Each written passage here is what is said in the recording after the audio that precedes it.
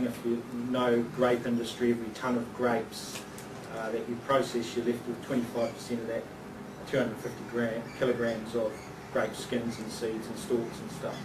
So quite quickly, if you're a reasonable size operation, you build up quite a bit of waste. And as being an organic property, I was hired to take Saracen, the wine company, into organics, and so the first thing we sort of start doing is composting. And then I get a visit from the council to ask me if I have a certified compost pad, which I didn't know I needed, which then I had to get sorted.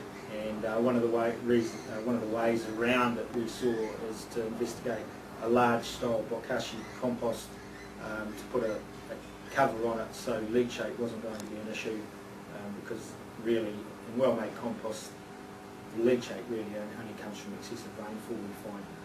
So we did, and we were heading down the biodynamic track, so we made two composts side by side, and we made them biodynamically in that we were layering the compost, carbon nitrogen, you know, a few other additives in there like seaweed, etc.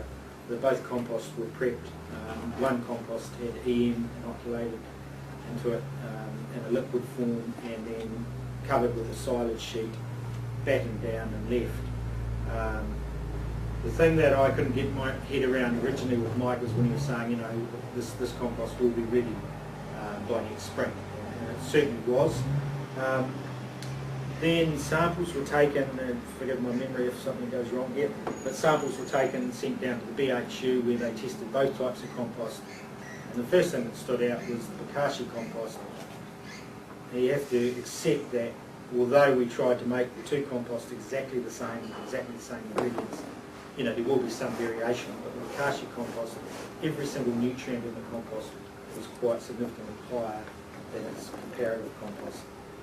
Okay, so found that quite interesting. And then I believe they took both sets of composts, mixed it with a growing medium, and grew some fast-growing annuals, put them under pressure to see whether any pathogens came out of the compost, any old powdery mildew, botrytis spores to infect, you know, the little plants probably at dicotyledon stage, but neither compost showed that. So one of the questions often asked, if you put the cover on it and you don't aerate it, is it going to get hot enough to kill a lot of the pathogens? Well, I think this sort of thing shows that it obviously does.